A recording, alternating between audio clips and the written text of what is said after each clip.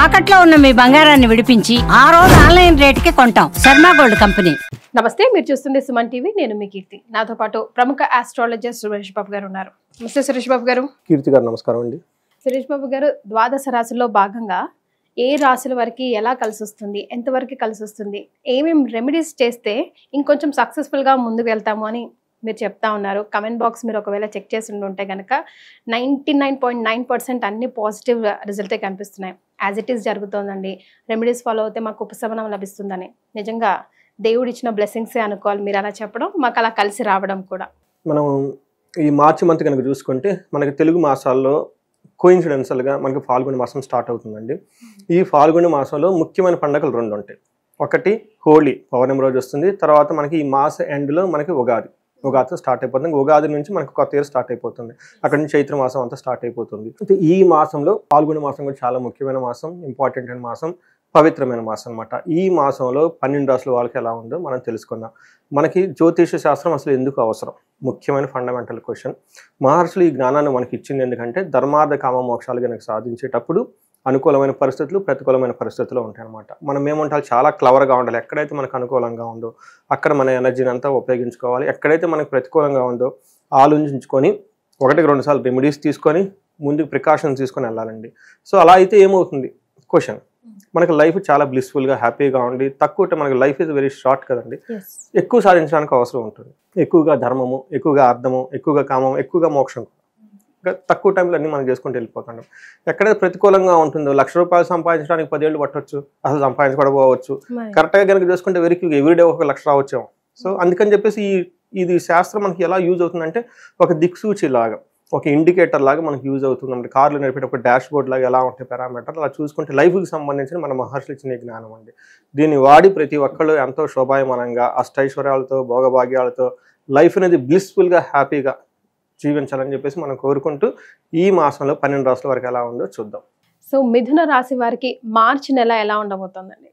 మనం మిథున రాశి కనుక చూసుకుంటే ఇందులో ఫస్ట్ మృగశిర 3-4 పాదాలు, ఆరుద్ర 1-2-3-4 పాదాలు, పునర్వసు 1-2-3 పాదాలంతా మిథున రాశిలో ఉంటాయండి. పేరు బలం పెట్టి మనం కనుక చూసుకుంటే కా, కీ, కు, కం, జ్ఞ, చ, కే, కో, హ ఈ అక్షరాలు మోరార్లెస్ ఇదే సౌండ్తో వాళ్ళ బాగా పాపులర్ అని అందరు పిలిచే పేరు కనుక ఫస్ట్ లెటర్ ఉంటే మిథున రాశి. అంటే నాకు కూడా వర్తిస్తుంది ఇది. మీది కీర్తి గారు. అన్నారు. అయితే దీనికి కండిషన్లు ఉన్నాయండి. మీరు ఒరిజినల్ జాతకం ప్రకారం నక్షత్రం తెలిస్తే అది అప్లై అవుతుంది.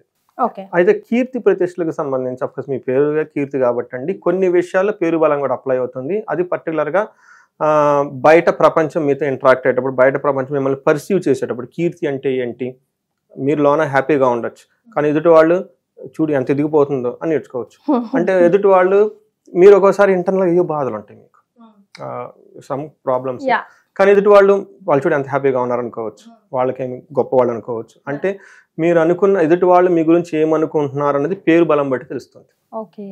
ఇంటర్నల్గా మీరు యాక్చువల్గా ఎలా ఫీల్ అవుతున్నారు అనేది మీ యొక్క జన్మ నక్షత్రం బట్టి తెలుస్తుంది. బట్ ఏది ఇంపార్టెంట్? జన్మ నక్షత్రమే ఇంపార్టెంట్. కానీ పొలిటీషియన్లకి జనాలు నా గురించి గొప్పగా అనుకోవాలి, అందుకని వాళ్ళు పేర్లు మార్చుకుంటారు. ఫిల్మ్ స్టార్లు లోన ఏదన్నా వాళ్ళకి సెలబ్రిటీ పీపుల్ ఇది ఉండాలి, వాళ్ళని సెలబ్రేట్ చేయాలి అని అనుకుంటారు, సెలబ్రేట్ చేయాలి వాళ్ళకి, తర్వాత నన్ను అందరూ యాక్సెప్ట్ చేయాలి. పొలిటీషియన్లు నా పర్సనల్ లైఫ్ కంటే కూడా అది ఇంపార్టెంట్, నాకు నా personal life is associated that అని కదా. అలాంటి వాళ్ళకి డామినేట్గా పేర్లు మార్చుకోవటం అవన్నీ చేస్తూ ఉంటారు. కొంతమంది ఉండేవాళ్ళు దీంతో ఉంటే బాగుంటుందని చెప్పుకుంటారు. మీ చాయిస్. మీరు యాంకర్గా కీర్తి ప్రతిష్టలు సాధించాలనుకుంటున్నారా, దాన్ని ఫాలో అవ్వండి. నాకు ఎట్లా ఉన్నా నా లైఫ్ బాగుంటుంది, ఇది ఫాలో అవ్వండి. లైఫ్ బాగుండాలండి. బట్ ఇప్పుడు ఆల్వేస్ మీకు పేరు బలం 70% అప్లై అవుతుంది, 100% నక్షత్రం అప్లై అవుతుంది. కొంతమందికి నక్షత్రం లేదు కాబట్టి ఇది అవుతుంది, ఇంకా వేరే ఆప్షన్ లేదు కాబట్టి. సో మనకి ఇందులో గ్రహస్థితిని బట్టి చూసుకుంటే సూర్య సంచారం ఇంకే మీనరాశిలో, బుధుని సంచారం కూడా మీనరాశిలోనే ఉంది. అక్కడ ఆల్రెడీ రాహు కూడా ఉన్నారండి. శుక్రుడు వచ్చేటప్పటికి మీనరాశిలోనే ఉన్నారు. 4 గ్రహాలు మనకి మీనరాశిలో ఉన్నారు. వీళ్ళకి 10th హౌస్ అవుతుందండి ప్రొఫెషన్ రిలేటెడ్ మ్యాటర్స్లో.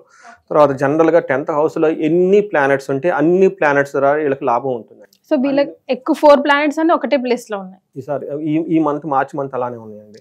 సో ఏమవుతుందంటే మిథున రాశిలో 10th హౌస్ లో ఎక్కువ ప్లానెట్స్ ఉంటే అన్ని చోట్ల నుంచి మనీ రిసోర్స్ వస్తుంది. ఓకే. మన 11th హౌస్ లో అంటే అన్ని చోట్ల లాభం వస్తుంది. ఎక్కడెక్కడ మనీ సోర్స్ ఎక్కడ ఒకటి ఉన్నా మనం వర్క్ చేస్తే కదా మనీ సోర్స్ వచ్చేది. అది 4th అంటే మల్టీ టాలెంటెడ్ గా వర్స్టైల్ గా ఈ మిథున రాశి వాళ్ళు ఉంటారని మనం చెప్పుకోవచ్చు అనమాట. అందులో రాహు ఉండటం వల్ల ఫిలిం స్టార్లకి వాళ్ళకి చాలా బాగా కలిసి వచ్చేస్తుంది. అక్కడే సూర్యుడు ఉండటం వల్ల గవర్నమెంట్ అఫీషియల్స్ నుంచి బాస్ నుంచి చాలా చాలా లాభం కలుగుతుంది. తర్వాత వీళ్ళకి బుధుడు కూడా అక్కడే ఉన్నారు. స్పీకింగ్ రైటింగ్ ఇవన్నీ ఏమైనా ఉంటే కమ్యూనికేషన్స్ ట్రాన్సాక్షన్స్ మెయిల్స్ ఇవన్నీ చక్కగా వెళ్ళిపోతూ ఉంటాయి. ఇలా అనుకున్నది వెరీ ఈజీగా కమ్యూనికేట్ చేయగలుగుతారు అనమాట. అంతేకాకుండా వీళ్ళకి ఇంకెవరున్నారు, శుక్రుడు ఉన్నారు. శుక్రుడు 10th house లో ఉంటే కొంచెం ఇది ఇబ్బంది పడుతుంది. అంటే మనకి ఆపోజిట్ ఏమని చెప్తారంటే లేడీస్ అయితే జెంట్స్ నుంచి లేడీస్కి కొంచెము మేల్స్ ఫీమేల్స్ వర్క్ చేస్తుంటారు కదండి కొలీగ్స్, అక్కడ వాళ్ళకి సఖ్యత కుదరదు అనమాట. మిస్అండర్స్టాండింగ్ వచ్చే అవకాశం ఎక్కువగా ఉంటుంది. సో మనకి 10th house లో శుక్రుడు అంత యోగ్యతను ఇవ్వడండి, ఆయనకి అది కొంచెం డ్రాబ్యాక్ అక్కడ. ఎందుకంటే శుక్రుడు అంటే లగ్జరీ, కంఫర్ట్, రొమాన్స్, ప్లేజర్స్. ఆయన తీసుకెళ్ళి పని చేయమంటే నచ్చదు ఆయనకి. బయట ఉన్నానుకుంటారు ఇది డిఫరెంట్ ఎనర్జీ అనమాట. ఇక్కడ కూర్చోమంటే ఏంటి నేను ఇలా ఉండేవాడిని, పని చేయాలా, ఉదయం మార్నింగ్ వచ్చి ఆయన వచ్చేయాలా, బాస్ రకరకాల మాట్లాడుతూ ఉంటారు, వెనక నడువు నిబ్బడుతుంది, కూర్చోవాలి, స్లీప్ ఈ ఫీల్ అడేక్ ఇన్ దట్. అందుకని అది ఒకటి మిగతా ప్లానెట్స్ అన్నీ ఉంటాయి అనమాట.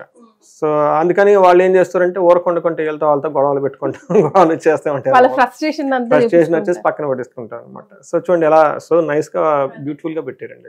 మనకి టెక్నికల్ గా కనుక చూసుకుంటే మహర్షులు మనకి ఏం చేశారంటే సూక్ష్మ గోచారం లఘు గోచారం ప్రకారం వెరీ సింపుల్ గా పెట్టారు. సూర్యుడు మారక ముందు ద్వేషం ఏమంటారంటే కొంచెం హేట్ చేసే అవకాశం ఎక్కువగా ఉంటుంది, ద్వేషం అనమాట. అంటే మనకి ఏం చెప్తారు, మన చుట్టూ ఉండే వాతావరణం మనకి అనుకూలంగా ఉండదు, ఇబ్బంది పెట్టే విధంగా ఉంటుంది అనమాట. ద్వేషించే స్వభావం ఉన్న వాళ్ళు ఎక్కువగా ఉంటారు. అయితే సూర్యుడు మారటం తర్వాత క్రియాఫలం ప్రొఫెషనల్ రిలేటెడ్ మ్యాటర్స్లో చాలా బాగుంటుందండి, వీళ్ళకి చాలా యాక్టివ్గా ఉంటారు. ఫస్ట్ హౌస్లో శత్రు పీయడం కొంచెం మార్స్ ఉండటం వల్ల, ఫస్ట్ హౌస్లో ఉండటం వల్ల వీళ్ళకి ఎనిమీస్ నుంచి ఇబ్బందులు వచ్చే అవకాశం ఎక్కువగా ఉంటుంది. బట్ ఓవరాల్గా బుధుడు ఉండటం వల్ల ఓవరాల్గా హ్యాపీనెస్ ఉండే అవకాశం ఎక్కువగా ఉంటుంది. కుజుడు 10th హౌస్లో ఉంటే కొంచెం గొడవలు వచ్చే అవకాశం ఎక్కువ ఉంది. బట్ ఇవి కూడా చాలా చాలా తక్కువ రేంజ్లో ఉంటాయి అనమాట. అంటే ఆల్మోస్ట్ వీళ్ళకి శుక్రుడు ఏమి ఇబ్బంది పెట్టట్లేదు చెప్పలేదు. ఓన్లీ ఒక కుజుడు తప్ప మిగతా ప్లానెట్స్ ఏమి వీళ్ళకి అంత పెద్ద ఇబ్బంది పెట్టే విషయం అయితే ఏమీ లేదండి. అయితే మనకి సూర్యుడు వీళ్ళకి 10th హౌస్లో ఉండటం వల్ల ఏమవుతుందంటే 4th హౌస్లో దృష్టి చుట్టడం వల్ల లాస్ ఆఫ్ కంఫర్ట్, కుటుంబ స్థానానికి సంబంధించి, సౌఖ్యానికి సంబంధించి, వెహికల్కి సంబంధించిన విషయాల్లో, తల్లికి సంబంధించిన విషయాల్లో ఏదో ఒక విషయం వీళ్ళకి కొంచెం ఇబ్బంది పెట్టే సిచ్యువేషన్ అయితే వస్తుంది. కానీ 10th హౌస్లో సూర్యుడు ఉండటం వల్ల వీళ్ళకి వేద కూడా ఉంది. కానీ ఇవి సదా ఆరోగ్యం, బంధుమిత్రులతో చక్కగా కలవటము, రాజదర్శన సల్లాపో సుసౌఖ్యం అని చెప్తాను అనమాట. ఈ టైంలో వీళ్ళ ఎంప్లాయీస్లో ప్రొఫెషనల్ రిలేటెడ్లో వీళ్ళ పై అధికారులకి కలవటము, వాళ్ళ దగ్గర ఏదైనా అప్రైజల్స్ కానివ్వండి, వాళ్ళ నుంచి చాలా బెనిఫిట్స్కి వచ్చే అవకాశం ఎక్కువగా ఉంటుంది. సో ఇది ఒక మంచి టైం, పర్టికులర్గా professional related matters, government related contracts, తర్వాత మనకి బాస్తో హ్యాండిల్ చేయాలనుకున్నప్పుడు, లేదంటే ఫాదర్ లాంటి ఫిగర్లు వాళ్ళతో మాట్లాడుకున్నప్పుడు, పొలిటీషియన్ కలవటానికి, ఇలాంటి వాటిని కలిసి వాళ్ళ ద్వారా మంచి పని చేసే అవకాశం అయితే వీళ్ళకి మిథున రాశి వాళ్ళకి ఉంది. వీళ్ళకి రాహు కూడా అక్కడ ఉన్నారండి. సో ఇంకా చాలా యోగ్యత ఇస్తారు అనమాట. 10th హౌస్లో క్రూర గ్రహాలు ఉన్నా కానీ వీళ్ళకి బాగా సపోర్ట్ చేస్తారు. శుక్రుడు తప్ప మిగతా అన్ని గ్రహాలు బాగా మంచి యోగ్యతను ఇస్తారు అనమాట. తర్వాత మనకి కుజుడు వీళ్ళకి 1st హౌస్లో ఉండి 4th హౌస్ 8th హౌస్ చూడటం వల్ల వీళ్ళకి చాలా ఇబ్బంది పడే అవకాశం ఎక్కువగా ఉంది. కుజుడి విషయంలో వీళ్ళు కొంచెం జాగ్రత్తగా ఉండాలి. ఎలాంటి ప్రాబ్లమ్స్ వస్తాయి అంటే మనకి సంస్కృతంలో ఏం చెప్తారు, జ్వరం, ఖడ్గ, వ్రణం, చైవ, భార్య బంధు విరోధ కృత్, చంద్రరాశిగత భౌమో, యక్ష రాక్షస పీడనం అని చెప్తారు. అంటే వీళ్ళకి కుజుని వల్ల వాళ్ళకి జ్వరం వచ్చే అవకాశం ఎక్కువగా ఉంటుంది. సో కుజుడు ఎప్పుడు మనకి బ్లడ్ రిలేటెడ్ ప్రాబ్లమ్స్, అంటే వాళ్ళకి త్రూ బ్లడ్ ఉంటుంది, అంటే బ్లడ్లో చేంజెస్ రావటం, వైరల్ ఫీవర్, లేదంటే మనకి ఇన్ఫెక్షన్స్ రావటం, something which talk about blood అనమాట, బ్లడ్ రిలేటెడ్ విషయాలు వీళ్ళకి అన్కంఫర్టబుల్ ఫీల్ అవుతే అవకాశం ఎక్కువగా ఉంటుంది. తర్వాత భార్యాభర్తల మధ్య గొడవ వచ్చే అవకాశం ఎక్కువగా ఉంటుంది. అంతేకాకుండా యక్ష రాక్షస పీడనం, పర్టికులర్ కొంత రాశులు వాళ్ళకి మూని యొక్క బలం లేని వాళ్ళకి అనవసరంగా టూ మచ్ మెంటల్ టెన్షన్ రావటం, హాలోజినేషన్స్, ఇల్యూజన్స్, నైట్ పడుకుంటే కాళ్ళు నొక్కటం, చెస్ట్ పట్టుకోవటం, తర్వాత నైట్ పడుకోవాలంటే భయపడటం, అనవసరంగా ఇవన్నీ జరిగే అవకాశాలు ఎక్కువగా ఉంటుంది అనమాట. అంటే అవి మనకు బయటకు చెప్పుకుంటే అదేదో సిల్లీగా ఉంటుంది, కానీ లోన మనం ఫీల్ అవుతాం, భయపడుతూ ఎక్కువగా ఉంటుంది అనమాట. ఇవన్నీ మనకు కుజును అక్కడ ఉండటం వల్ల అవుతుందండి. వాళ్ళ తర్వాత వీళ్ళకి చిన్న దగ్గర నుంచి పెద్ద వరకు వాళ్ళ బ్లడ్ ఏదో ఒక విధంగా వాళ్ళు కళ్ళు చూసుకుంటారండి. సో కిచెన్లో చిన్నగా మైల్డ్గా కట్ అవ్వటము, లేదంటే అక్కడ నుంచి స్టార్ట్ అయిపోయి మనకి యాక్సిడెంట్లు అయిపోయేదాకా కూడా ఉంటుంది. అంటే వాళ్ళకున్న వేరియస్ ప్లానెటరీ కాంబినేషన్ బట్టి కనుక చూసుకుంటే చెస్ట్ పట్టుకోవటం, ఫీర్గా ఉండటం, గాయాల అవకాశం ఎక్కువగా ఉంటుంది. సో ఈ విషయంలో కొంచెం కుజుడికి సంబంధించి పరిహారాలు చేసుకుంటే చాలా బాగుంటుంది.